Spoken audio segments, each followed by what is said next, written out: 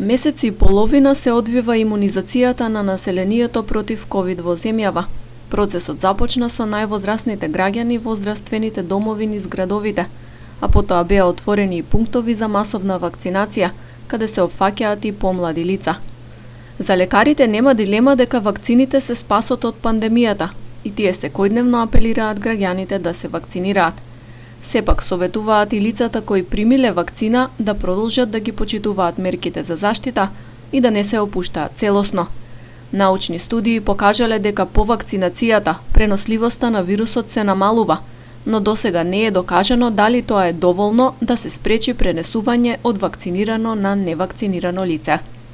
Исто така на организмот му треба време за да изгради имунитет, 4 до 5 недели по првата доза и најмалку уште 1 недела по ревакцинацијата. И вакцинираните треба да носат маски, а по примање вакцина им даваме уште неколку совети, вели доктор Дафина Богдановска, одговорна во вакциналниот пункт на здравствениот дом во Гостивар. Што ги советувам? Да си носат маска и понатака. Значи, вакцината не штити 100%, мислам запознаени се сите. Вакцината сепак, како да ви кажам, оној начин на живот што сме го имале, веќе некако треба да го заборавиме. Нашата лична заштита на нашите најблиски е на прво место. Носењето на маска, миење раце. Потешка работа треба да се одбегнува после примање на вакцина.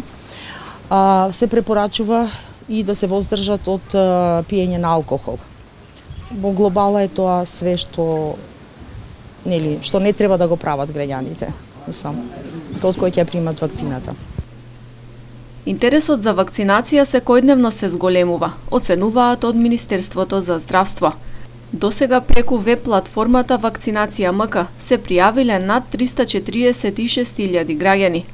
На вакциналните пунктови во државата заклучно со вчера вакцинирани се вкупно 203.324 лица.